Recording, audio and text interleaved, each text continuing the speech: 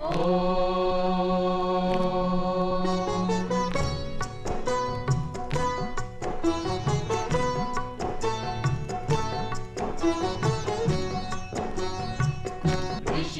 को लाख प्रणाम, गुरुवर को लाख प्रणाम, धर्म धुरंधर मुनिवर को कोटि कोटि प्रणाम, कोटि कोटि प्रणाम।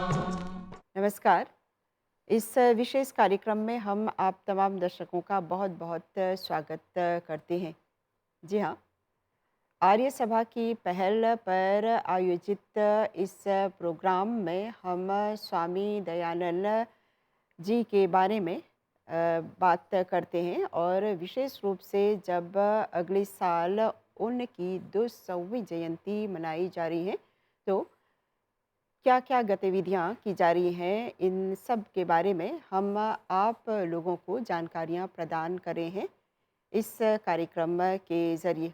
तो बहुत ही खुशी की बात है, आज हमारे साथ भारत इंदौर से आए हुए आचार्य प्रभु मित्र जी हैं, जिनका बहुत बहुत स्वागत करते हैं इस प्रोग्राम में। जी, नमस्ते, नमस्ते। हम्म, तो आचार्य जी, जैसे हम लोग जानते हैं कि स्वामी जी की जो विशेष रचना है सत्यार्थ प्रकाश, हाँ, जी, तो उन्होंने इसकी रचना कब की और इसमें क्या महत्वपूर्ण बातें हैं? जी। महर्षि दयानंद सरस्वती जी 1875 में 12 जून को सत्यार्थ प्रकाश लिखना आरंभ किया और सत्यार्थ प्रकाश जो वैदिक संस्कृति का पूरा निचोड़ है, हम्म, वेदों का सार है। तो उसमें हमें क्या करना चाहिए, क्या नहीं करना चाहिए, क्या खाना चाहिए, ईश्वर क्या है, जीव क्या है, प्रकृति क्या है, मानव का धर्म क्या है, तमाम बातों को, जो सामाजिक आध्यात्मिक बातों को उन्होंने इसमें पिरोया है। और वर्तमान समय में जो संसार में तरह तरह के मत हैं, संप्रदाय हैं, उसमें भी क्या अच्छाई है, क्या बुराई है, उसको भी स्वामी जी ने दर्शाने का प्रयास किया। तो सत्यार्थ प्रकाश एक बहुत महत्वपूर्ण ग्रंथ है मानव समाज के लिए। तो इसमें कितने समोल्लास हैं? इसमें 14 समोल्लास हैं, हम्म, जिसमें से 10 पूर्वार्ध हम्म, प्रथम पक्ष माना जाता है हम्म, और 4 उत्तरार्ध जो उत्तर पक्ष है। जी, हम्म, हम्म। तो आप हमें बताएं कि जब हम सत्यार्थ प्रकाश की बात करते हैं तो हम देखते हैं कि पूरा एक महीना तक मनाते हैं सत्यार्थ प्रकाश महीना। इसके पीछे कोई खास वजह?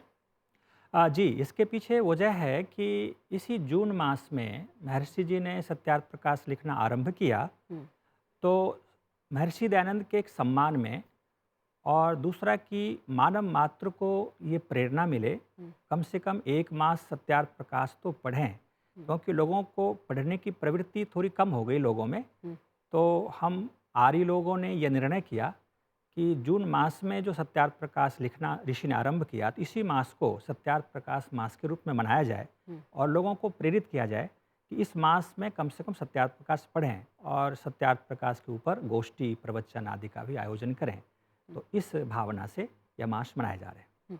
हम्म। और सत्यार्थ प्रकाश को क्या ऐसा समझ सकते हैं कि ये वेद का एक निचोड़ है? जी, जी, जी। जैसा आपने पहले भी प्रश्न किया था, हम्म, तो मैंने बताया कि सत्यार्थ प्रकाश एक वेद का सार है। हम्म, वेद में जो मुख्य मुख्य बातें आई है, जो मनुष्य के लिए हम्म, बहुत आवश्यक है, मनुष्य समाज की संरचना सुंदर से हो, तो उन सारी बातों को ऋषि दयानंद ने वेद के मुख्य बातों को उसमें उद्घाटित किया है। हम्म। जी। और जब हम वेद की बात करते हैं तो जिसे हम लिखते हैं ओम, ये ओम है क्या?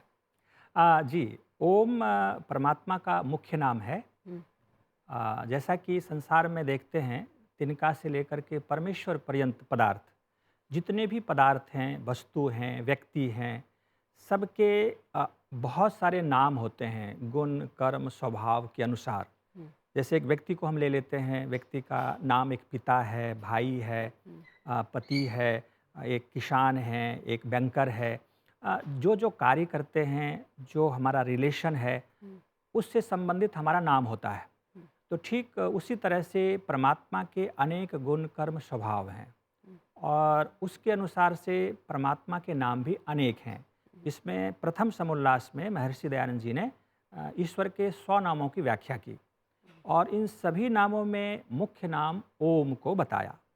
और ओम के बारे में ऋषि ने प्रथम ही व्याख्या की कि ओम मुख्य नाम है, ओम में सभी नाम आ जाते हैं और आ उ मा ये 3 अक्षरों से ओम बना है।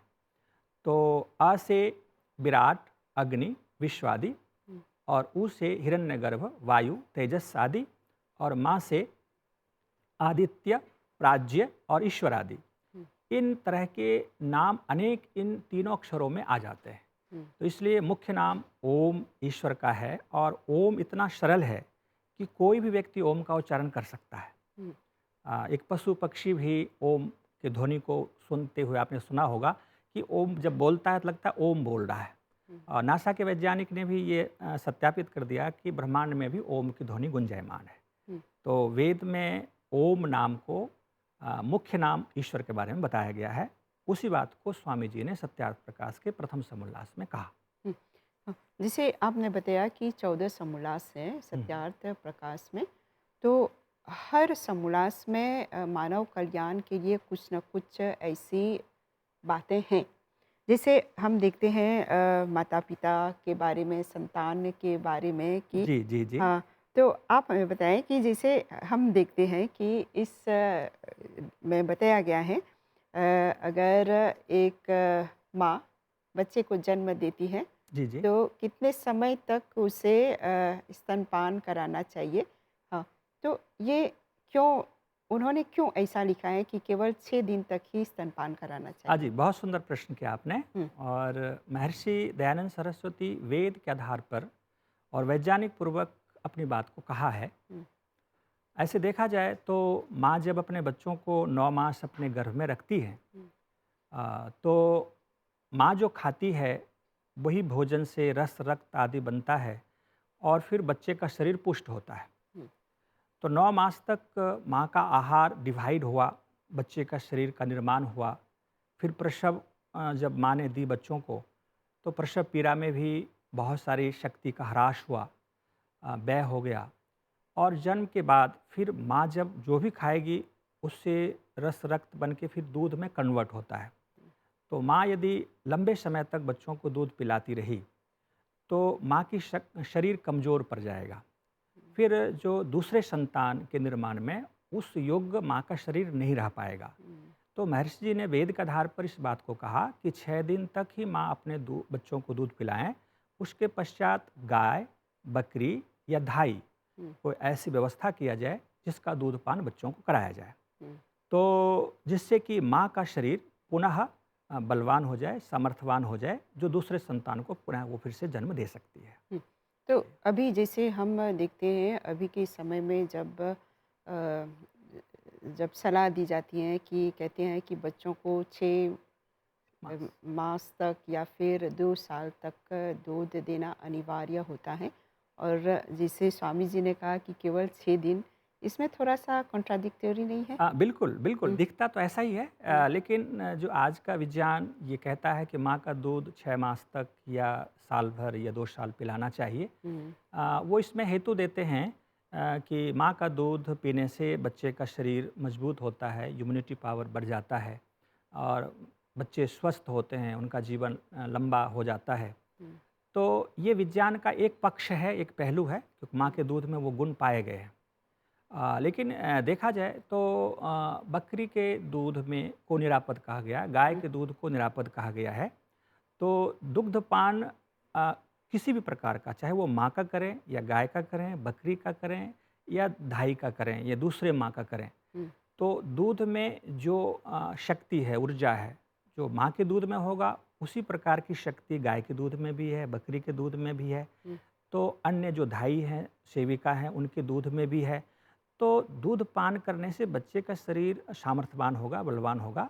हुँ, इसमें कोई दो राय नहीं कि माँ का ही दूध पीना चाहिए, हुँ, क्योंकि माँ का शरीर पुनः समर्थवान हो जाए, शक्तिशाली हो, फिर नए बच्चे को, दूसरे बच्चे को जन्म देने में, और माँ पुनः युवती बन जाए, वो जल्दी शीघ्र बुढ़ापा में ना जाए, तो ये एक विज्ञान है, क्योंकि आज के मॉडर्न ज़माने में देखेंगे कि माताएँ शीघ्र वृद्धावस्था में जाना नहीं चाहती हैं। माताओं की स्वभाव है कि हम हमेशा युवा देखें, युवा दिखते रहें और अच्छा लगे।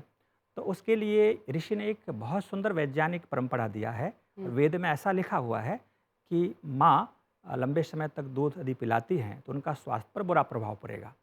तो इसलिए स्वास्थ्य की दृष्टि से और नेक्स्ट दूसरे बच्चे के निर्माण की दृष्टि से ये वैज्ञानिकपूर्ण है। हम्म, और विवाह संस्कार के बारे में भी हम देखते हैं कि सत्यार्थ प्रकाश में काफ़ी विस्तार से बताया गया है।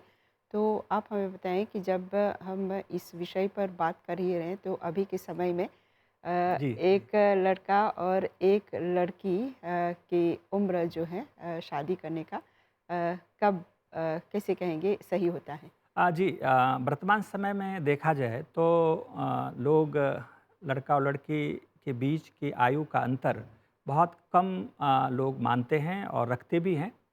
लेकिन महर्षि दयानंद जी ने सत्यार्थ प्रकाश में जैसा कहा है कि 16 वर्ष की कन्या और 25 वर्ष का लड़का, हम्म, उसका विवाह होना चाहिए। हम्म, ये मिनिमम एज है ये। हम्म, और फिर आगे ऋषि ने कहा 17 वर्ष की कन्या और 30 वर्ष का लड़का, 18 वर्ष की कन्या तो 36 वर्ष का बालक, 19 वर्ष की कन्या 20 वर्ष की कन्या तो 40 वर्ष का लड़का, 22 वर्ष की कन्या तो 44 वर्ष का लड़का होना चाहिए, और 24 वर्ष की कन्या तो 48 वर्ष का लड़का होना चाहिए। तो ये जो बातें ऋषि ने लिखा वो वेद के आधार पर, जब वैदिक काल परंपरा जब चल रही थी, जो लोग सभी वेद को मानते थे, उस समय लोग ब्रह्मचारी होते थे और संयमी होते थे। तो जो 48 वर्ष तक ब्रह्मचर्य का पालन करता था उनकी आयु 400 वर्ष की हुआ करती थी। तो अब आयु रेट औसतन घट गया। तो इस परिस्थिति में हमें वर्तमान परिस्थिति को देखते हुए आयु के अंतर को थोड़ा हम कम कर सकते हैं, लेकिन हमेशा आयु कन्या की वर्ष से लड़का से कम ही होना चाहिए, अधिक नहीं। या बराबर में भी कुछ बच्चों के निर्माण में जो उतनी गुणवत्ता आनी चाहिए वो नहीं आएगी। एक तो ये है। और दूसरा, स्वामी जी ने कहा कि कन्या का विवाह कैसे हो, तो लड़का और लड़की का गुण कर्म स्वभाव के अनुसार विवाह हो। रंग, रूप, गुण, कर्म और स्वभाव, तो ये 5 गुण कन्या और लड़के के अंदर मिलनी चाहिए और उसका विवाह कर देना चाहिए। और जो आज हम जात के आधार पर विवाह करते हैं, हम जिस कास्ट में हैं उसी कास्ट में करें, इसमें कोई प्रमाण नहीं है और कोई वैज्ञानिकता नहीं है। तो गुण कर्म स्वभाव के आधार पर विवाह करना चाहिए और लड़के लड़की के बीच में कम से कम 5 से 6 साल का अंतर वर्तमान समय में भी होना चाहिए। यानी नियम अनुसार। जी, जी। हाँ। और अभी के समय में जब देखते हैं कि माता पिता बहुत से जब एक ऐसे आयु को पार कर जाते हैं तो व्यवस्था करते हैं आश्रम जाने का, हाँ जी, हाँ जी। अनाथालय में। लेकिन अगर वेद की दिशा में देखें तो पहले ऐसा था कि संन्यास आश्रम अपनाना चाहिए। हाँ, तो जी। इस पर अगर थोड़ा सा आप बताएं। जी, जी, जी, बिल्कुल। ऐसा है कि जो 4 आश्रम हैं, जो वेद में वर्णन है, और महर्षि दयानंद ने सत्यार्थ प्रकाश के पंचम समुल्लास में ये वर्ण आश्रम व्यवस्था, जो वानप्रस्थ और संन्यास की चर्चा की है। तो इसमें एक वैज्ञानिकता है कि जब बच्चे को बच्चा हो जाए, पुत्र को संतान हो जाए और घर की जो लायबिलिटी है, दायित्व है, वो पूर्ण हो जाए, तो माता पिता को वानप्रस्थ ले लेना चाहिए। तो प्राचीन समय में वन में आश्रम या व्यवस्थाएं होती थी, लोग वन में जाकर के साधना करते थे, ब्रह्मचर्य पूर्वक रहते थे। अब वो व्यवस्थाएं आज के समय में नहीं है। तो हम घर में रहते हुए भी वानप्रस्थ धर्म का पालन कर सकते हैं। जब 50 वर्ष से अधिक आयु हो जाए, घर का दायित्व पूरा हो जाए, तो माता पिता को वानप्रस्थ की दीक्षा ले लेनी चाहिए। और वानप्रस्थ की दीक्षा लेने से ये होता है कि व्यक्ति संयम पूर्वक और साधना पूर्वक समाज सेवा की भावना से जीने लगता है। जो पत्नी होती है वानप्रस्थ में, वो माँ बन जाती है। पारिवारिक गृहस्थ धर्म का कोई संबंध नहीं रहता है। तो जब व्यक्ति संयम पूर्वक जीवन जीता है तो उनकी आयु भी लंबी होती है, स्वास्थ्य भी अच्छा रहता है। तो अभी भी वानप्रस्थ ले सकते हैं घर में रहते हुए भी, हुँ, और आयु के हिसाब से फिर संन्यास भी ले सकते हैं। हुँ, संन्यास 75 वर्ष के बाद संन्यास लेना चाहिए, और जब पूर्ण वैराग्य हो जाए कभी भी किसी भी समय, चाहे वो ब्रह्मचर्य आश्रम में हो, गृहस्थ आश्रम में हो या वानप्रस्थ में हो, लोकेष्णा, वित्तेष्णा, पुत्रेष्णा, ये 3 ऐष्णाओं का परित्याग यदि व्यक्ति कर देता है, वो हुँ, संन्यास लेकर के परिव्राजक बन जाता है, हुँ, और वो कहीं घूम करके वेदोपदेश कर सकते हैं।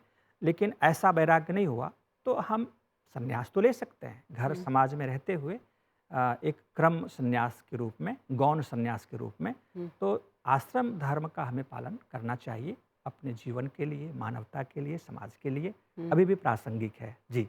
हुँ। और जब हम बात करते हैं ईश्वर की, जैसे स्वामी जी ने कहा कि ईश्वर एक हैं, भगवान एक हैं, तो यहाँ पर ईश्वर निराकार है, इसमें क्या प्रमाण है? बहुत हुँ, सुंदर आपने प्रश्न किया, हुँ, क्योंकि हम मानते हैं ईश्वर निराकार है, और महर्षि जी ने भी ईश्वर को निराकार बताया, तो इसमें कोई एविडेंस होना चाहिए। तो जैसा सत्यार्थ प्रकाश के सप्तम समुल्लास में हुँ, ईश्वर के विषय में चर्चा की गई है। उसमें एक मंत्र आया है, यजुर्वेद के 40वें अध्याय का 8वां मंत्र है। हुँ, तो उसमें आया, सपर्यगा शुक्रमकाय अश्नाविरम शुद्धमपाप विद्धम कविर मनीषी स्वयंभू यथा तथ्यतोर्थान वेदधा शाश्वतीभ्य क्षमाभ्य। हुँ, तो इस मंत्र में साफ साफ वर्णन है कि जो ईश्वर है, परमात्मा है, वो स्वयंभू है, उसको किसी ने जन्म नहीं दिया, वो जन्म नहीं लेता। और अकाय, जिसके पास काया नहीं है, शरीर नहीं है। अश्नाविरम, जो नश नारियों के बंधन से रहित है, शुद्ध है, मनीषी है, कवि है। तो इस प्रकार की चर्चा वेद में है। तो महर्षि ने वेद के आधार पर ही ईश्वर को निराकार बताया। और ईश्वर यदि साकार मान लिया जाए, ईश्वर के बहुत सारे गुणों में दोष आ जाएगा, ईश्वर सर्वव्यापक नहीं रह पाएगा, और जो सर्वव्यापक सत्ता नहीं होगी वो न्यायकारी भी नहीं हो सकता। हुँ, तो ईश्वर न्यायकारी है, सभी जीवों पर न्याय करता है, तो उनकी सर्वव्यापकता होना जरूरी है। और जो सर्वव्यापक होगा वो कभी शरीर धारण नहीं कर सकता, साकार रूप में नहीं आ सकता। हुँ, तो इस तर्क के आधार पर भी ईश्वर निराकार है, और वेद में प्रमाण भी है। हुँ। जी जी। और स्वामी जी ने जैसे कहा कि विद्या अत्यंत महत्वपूर्ण है। जी जी। हाँ। तो आप बताएं कि जब हम विद्या की बात करते हैं और अविद्या की बात करते हैं, तो इसके बीच अंतर क्या है? बिल्कुल, देखिए, विद्या और अविद्या की चर्चा ऋषि दयानंद ने नवम समुल्लास में किया है। हुँ, तो नवम समुल्लास में विद्या विद्या की चर्चा करते हुए महर्षि दयानंद सरस्वती जी ने कहा कि जो संसार है ये अविद्या है। हुँ, अविद्या का अभिप्राय होता है जिसकी अविद्यमानता हो, हुँ, जो है और फिर ना रहे, हुँ, जो शाश्वत नहीं हो, नित्य ना हो। तो संसार ही अविद्या है, और परमात्मा, आत्मा और मूल प्रकृति जिसकी विद्यमानता होती है वो विद्या है। हुँ, लेकिन जब हम योग दर्शन के आधार पर विद्या और अविद्या की बात करेंगे, तो विद्या का अभिप्राय होगा मिथ्या बातों से रहित, जो सत्य है हुँ, वो विद्या है। हुँ, और जो मिथ्या है, जो झूठ है, विपरीत है, उल्टा है, उल्टा समझ, तो उसको अविद्या कहते हैं। तो हुँ, अविद्या और विद्या दो प्रकार की है। वेद के आधार पर, उपनिषद के आधार पर जो संसार है वो अविद्या बताया गया, और परमात्मा और जीवात्मा को विद्या बताया गया। और योग दर्शन के आधार पर जो मिथ्या बातें हैं, उल्टे ज्ञान हैं, उसको अविद्या, और जो सत्य बातें हैं उसको विद्या बताया हुँ। गया। जी जी। और जब देखते हैं तो विद्यार्थी सभा या धर्मार्थ सभा और फिर कैसे कहते हैं सत्यार्थ सभा, इन सब का क्या महत्व है जीवन में? देखिए, महर्षि जी ने षष्ठ समुल्लास में जो राज्य व्यवस्था का वर्णन किया, तो सृष्टि के आदि राजा मनु थे। हुँ, जब सृष्टि आरंभ हुआ तो उस समय प्रथम इस पृथ्वी का राजा मनु महाराज हुए। हुँ, उन्होंने एक पृथ्वी पर शासन व्यवस्था की पद्धति वेदों के आधार पर बनाई, हुँ, जिसमें 3 सभाओं का वर्णन किया, हुँ, जो धर्मारी सभा, विद्यारी सभा और राज्यारी सभा। हुँ, तो ये 3 सभाएं मिल करके ही पूरे विश्व का संचालन करें, मानव मात्र पर शासन करें। हुँ, तो विद्यारी सभा का ये कार्य होता था उस समय वैदिक युग में, कि विद्या का निर्णय करें कि हम अपने बच्चों को क्या पढ़ाएं, कौन सी सत्य विद्या है और कौन असत्य विद्या है। तो सत्य सत्य का निर्णय तो ये ऋषि मुनि ही करते थे, विद्वान लोग करते थे। तो विद्यार्य सभा की आवश्यकता थी, विद्या का पठन पाठन का सब्जेक्ट सिलेबस निश्चित करें। और जो धर्मार्य सभा जो हुआ करता था, जिसको वर्तमान परिप्रेक्ष्य में हम कोर्ट कहते हैं, न्यायालय कहते हैं, जो उसके न्यायाधीश जज होते हैं, तो वो धर्मार्य सभा का आज भी प्रतिरूप है। तो उसमें धर्म अधर्म का निर्णय कि क्या सही है, क्या गलत है, क्या उचित है, क्या अनुचित है, ये धर्मार्य सभा निर्णय करे। और इसके भी जो मुख्य होते थे वो ऋषि मुनि विद्वान ही होते थे। और फिर राज्यार्य सभा जो हमारे राजनेता होते थे, जो शासनकर्ता होते थे, और इन दोनों सभाओं के आधार पर अपना निर्णय लेते थे, तो जिससे कि मानव का उत्थान सर्वांगीण रूप से हो पाता था। इसलिए तीनों सभाओं की आवश्यकता उस समय भी थी और आज भी होनी चाहिए, तभी मानव समाज पूर्ण रूप से विकसित हो सकता है। जैसे आज के इस कार्यक्रम में हम विशेष रूप से बात करें सत्यार्थ प्रकाश में जो नियम स्वामी जी ने निर्धारित किए हैं, तो अभी के समय में आपको क्या लगता है कि सत्यार्थ प्रकाश की क्या मान्यता है? देखिए, सत्यार्थ प्रकाश जब लिखा गया 1875 में 12 जून को आरंभ हुआ था, तो उस समय भी प्रासंगिक था और आज भी प्रासंगिक है। क्योंकि ऋषियानंद ने ये साफ साफ लिखा कि किसी के दिल दुखाना, किसी को मन दुखाना हमारा अभिप्राय नहीं है। सत्य का प्रकाश करना, तो सत्य हमेशा सत्य रहता है। तो महर्षि जी ने सत्य बातों को कहा, और जैसे सत्य सूर्य सृष्टि के आरंभ में प्रकाश देता था और उपयुक्त था, आवश्यक था, आज भी सूर्य की उतनी ही उपयोगिता है। तो उसी प्रकार से सत्य बातों की जो उपयोगिता सृष्टि के आरंभ में कह लें, 1875 के समकालीन कह लें, जितनी आवश्यकता थी उतनी ही आवश्यकता आज है। तो समाज के लोग यदि सत्यार्थ प्रकाश को विधिवत पढ़ें और उसमें बहुत सारी नई नई बातें, ऐसे मैं पंडित गुरुदत्त विद्यार्थी का उदाहरण दूं, उन्होंने कहा कि मैंने सत्यार्थ प्रकाश को 17 बार पढ़ा और 17हों बार मुझे नई नई बातें समझ में आई, और मुझे लगा कि मुझे घर बेच करके भी सत्यार्थ प्रकाश खरीदना होता तो मैं खरीदता। तो ये अमूल्य ग्रंथ है, और सत्यार्थ प्रकाश में जो सत्य आदि की बातें की गई है और जो गलत बातों का खंडन किया गया है प्रमाण के आधार पर, तर्क के आधार पर, तो इस आधार पर आज भी समाज के लोग सत्यार्थ प्रकाश पढ़ें तो अपने जीवन को शुद्ध मानवता के रूप में संसार को प्रस्तुत कर सकते हैं। हम मानव हैं, अब हम कोई मत मजहब की बात नहीं करेंगे, हम मनुष्य हैं, और परमात्मा ने हम सबको सत्य को जानने के लिए ये जीवन दिया है, और उसी बात को ऋषि ने सत्यार्थ प्रकाश में कहा है। तो इसके प्रचार प्रसार के लिए क्या किया जा रहा है? इसके प्रचार प्रसार के लिए जैसे मॉरिशस देश में एक बहुत बड़ी उपलब्धि है यहाँ के लोगों के लिए। जो आर्य सभा मॉरिशस ने जो इस जून मास को सत्यार्थ प्रकाश मास के रूप में घोषित किया, तो कम से कम 1 मास व्यक्ति सत्यार्थ प्रकाश पढ़ें, और जो आर्य सभा से जुड़े हुए लोग, हमारे जो पंडितागण हैं, वो डोर टू डोर, घर घर जा कर के सत्यार्थ प्रकाश के बारे में बता रहे हैं। और जगह जगह जो आर्य समाज हैं या अनेक संस्थाएं हैं, उसमें सत्यार्थ प्रकाश के ऊपर प्रवचन, प्रतियोगिताएं, लेखन कार्य, इस प्रकार का कार्य किए जा रहे हैं कि लोग इसको जानें और इस सत्य को समझें और अपने जीवन का सुव्यवस्थित सुंदर बना पाएं। ये प्रयास है आर्य सभा मॉरिशस का। तो आचार्य जी, आपने ये सब जानकारियाँ हमें दी। समय की कमी के कारण हम इस कार्यक्रम को यहीं पे विराम देते हैं। आपको बहुत बहुत धन्यवाद। धन्यवाद आपको भी। नमस्ते। ओम। यहाँ इस विशेष कार्यक्रम को हम यहीं पे विराम देते हैं। एक अन्य प्रोग्राम के साथ आप लोगों के सम्मुख आएंगे। अभी के लिए हमें और हमारी पूरी प्रसारण टीम को आज्ञा दीजिए। नमस्कार।